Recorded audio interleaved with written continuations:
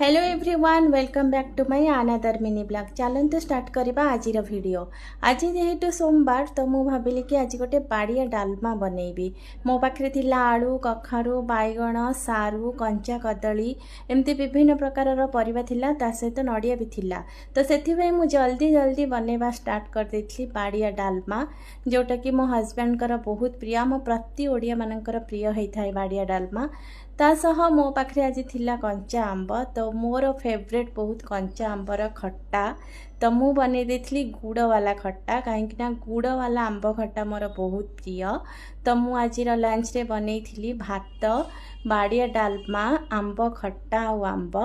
तापरे पुअर मोर खाई देथिलु, खाई सारिला परे ता सहित मु टिके खेलिबा को लागी गली। से बहुत जिद्दी करथिला मो सहित ता सहित खेलिया पई, तो मु ता सहित टिके समय खेलथिली। देखंतु से मते पुलिस बने की बांधी की नउची। तो रहुची पुणी देखा हबो आउ गोटे वीडियो रे। धन्यवाद।